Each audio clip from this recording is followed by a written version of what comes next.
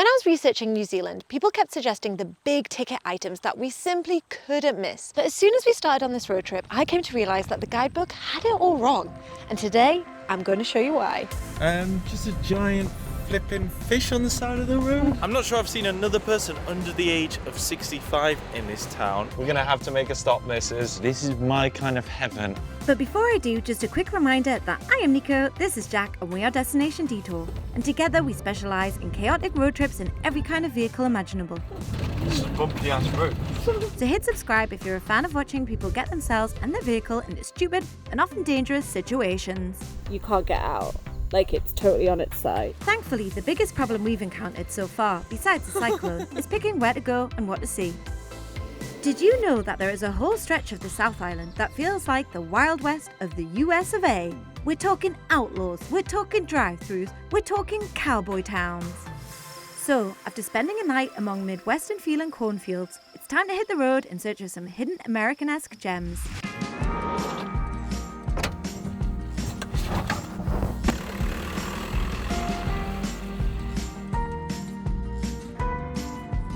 When you search online for a New Zealand itinerary, you will come across stacks of suggestions. But personally, I think they're a bit unrealistic. They're basically telling you to zip along the highway from point A to point B, but that means you'll miss out all the fun in between. Speaking of which... Just a giant flipping fish on the side of the road.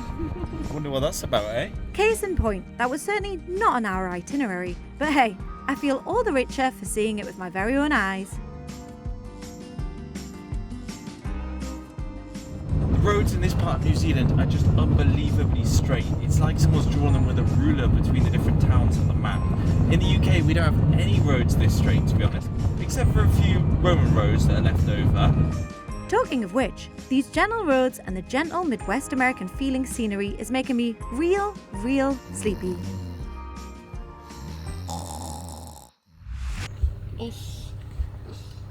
Happy?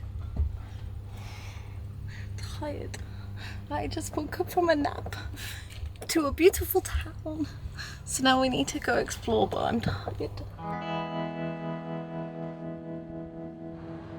Come on, baby. Going to go to a famous little shop that sells things.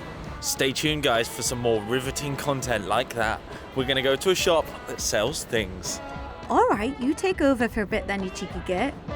Now, is there anything more American than a drive-through? I think not, except in this town, instead of it being a McDonald's drive-through or a KFC drive-through, it's a bloody liquor store drive-through. Not sure we should be encouraging drinking and driving, but anyway, that's another story. And this town's interesting relationship with alcohol does not end there. In fact, it was actually a dry town from the early 1900s all the way through to 1950. God, that's a long time to go without a drink. I don't think I could last that long. Prohibition. This really is starting to seem like America. Oh, wait, we didn't actually tell you where we are. I present to you, Geraldine. Now, Geraldine's actually a little bit of a foodie hub. There are lots of locally owned businesses that started out here that are now available all around the country. But its main attraction is this, which seems like a good place to start our Whistle Stop Geraldine tour.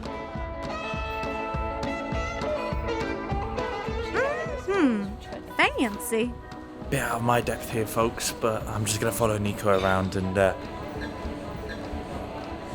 hopefully she finds something tasty for me to eat and something tasty to drink. I'm going to go for this corn fritter snack because we want to try a few of the relishes. So we're going to put a little relish selection on the side to dip it in. Yep, that's right, free dips. How many do you reckon we can try?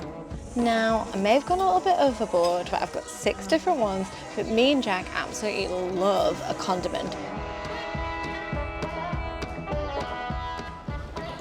We made them. Oh my God. They're all good. I'll just have to buy them all then.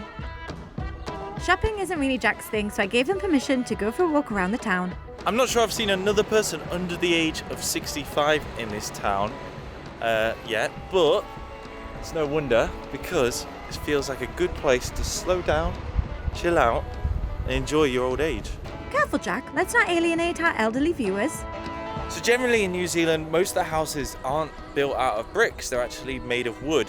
After all, it is a lot more earthquake resistant and probably a little bit cheaper to construct in this far-flung corner of the world. But the exception is these Victorian era buildings that you'll find in many old towns. At that time, they would have actually imported the bricks from Australia at great cost and a great amount of effort. It's pretty mad because we are in the arse end of nowhere, and like building these grand Victorian style hotels and pubs and inns, well, it's obviously an important thing back in the day. Yeah, the buildings are cool, but the thing I love most about these small towns is the sense of community and generosity on display. You can even find these edible gardens all around the town that are available to the public, where you can come and pick your own produce. How cool is that?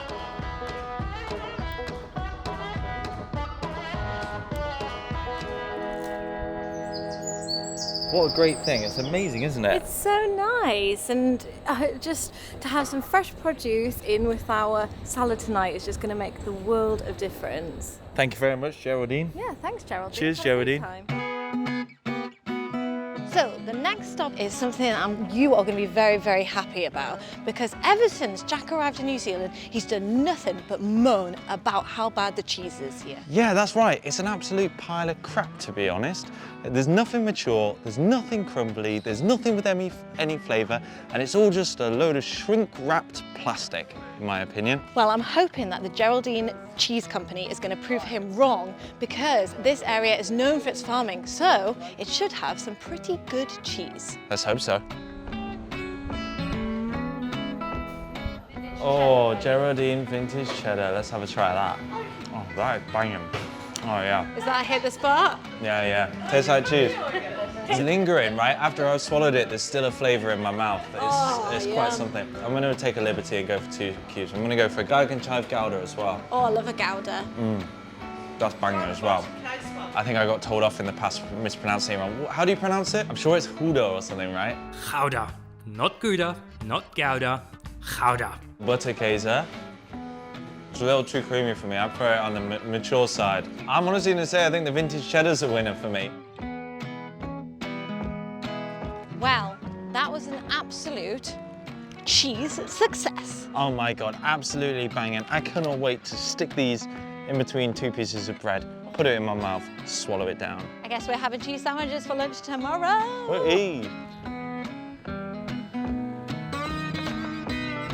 So, Jack, what did you think of Geraldine? Oh my God, it absolutely blew my mind. It had a little bit of everything, but there's just one problem though. I felt like we did a lot of snacking, but I didn't really have anything that was that satisfying and could sustain me for the rest of the day. Well, Jackson, look then, because our next stop is famous for a delicacy that is guaranteed to fill your stomach. There's just one slight problem though. In New Zealand, shops and restaurants close pretty early, and we have got to make quite the mission through prairies, pastures, and what feels like the foothills of the Rockies to get there. Sheep. So many sheep. We're here, we're here. Go. Go.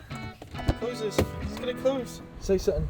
This is the reason that we've come to this little town, Fairley. It's the Fairley Bakehouse. Now, these pies are world famous. Well, maybe New Zealand famous. Anyway, people come here for the pies. And I'm so excited because I've had a few pies in New Zealand and they've been pretty darn good. So is this better?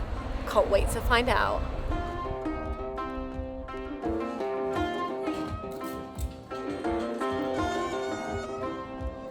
I got a pork belly and apple sauce, and there's a piece of crackling on top. Wow, never had this in a pie. Oh wow. The meat is really tender. The applesauce adds a little bit of sweetness, and that bit of crackling is so good. It just adds a really crunchy texture to the overall pie. Mwah. What kind of pie did you get, Jack? Well, as I'm a boring veggie bastard, I decided to go for the curried lentil and potato. And oh my days, it looks so pang.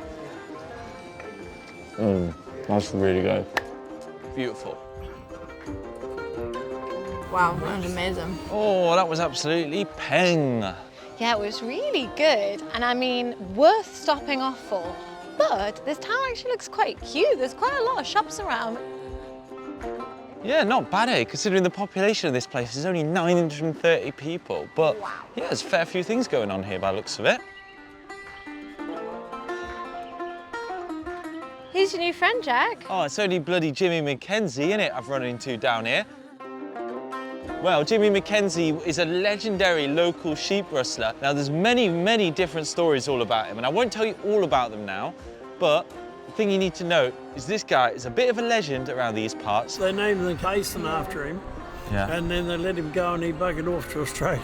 Oh, okay. So you abandoned you lot. Yeah. James Mackenzie is so famous in these parts, they even named the whole area after him. Which is where we'll be driving through next if I can tear Jack away from the statue. And this is his dog. I've called him Spot. Spot the dog. Spot the dog. Doesn't look like a spot to me. You've been over the Burkes Pass. Not yet. That's where we're heading. When you go over Burkes Pass, you'll see it, and you'll see the Holland Mackenzie Basin. Sounds good. Let's go. Oh, right. Do you feel better now? Oh, Mrs., I feel the world better, I'm not gonna lie. Although, I reckon we should probably hit the road now. No more stopping, okay? Well, that's going to be hard because there's a little spot just up the road that looks very interesting.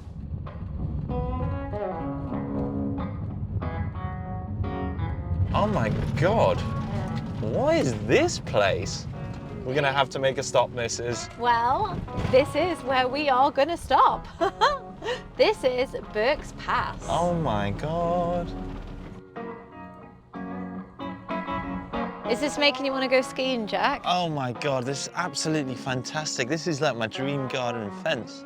Yeah, it's pretty cool, to be fair. One day, one day. Maybe I will allow it. Yeah, it's pretty sick, isn't it? Yeah. Although skiing is a popular activity in these parts, this fence is not what we came to see.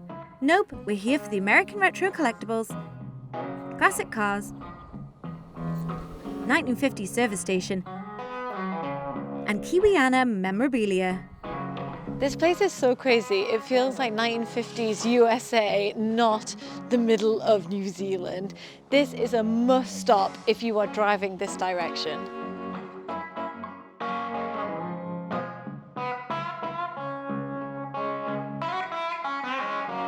So Jack, what do you think? Was it worth the stop? Oh, absolutely. This is my kind of heaven. I love looking at old collections of stuff. And as we don't have a house, and so we can't collect things of our own, it's really nice to just come and admire other people's hard work in collecting junk. So we came a little bit late, but there are actually antique shops where you can have a look, peruse, maybe even buy something, but they're all closed. That's probably for the best because I think we'd end up spending the entire day here if they were open because there's so much to see. Right, I think you better stop taking photos and we'd better get a wriggle on. The sun looks like it's setting. What is the time? It's 20 past 5, so we've been on the road for 6 hours and 20 minutes. Of what is supposed to be a 2.5-hour journey. Whoopsie, but was it worth it? Certainly was, Mrs. Yeah, guys, so just a little bit of advice. If you're traveling through New Zealand, then make sure you stop off at lots of places along the way because it's more about the journey than the destination. Sure is. And don't forget to join us for our next detour. We are going to check out New Zealand's most famous Instagram spots to see whether they are worth the hype. Is that it? Spoiler alert, this is going to be a controversial one. I think they're all dead.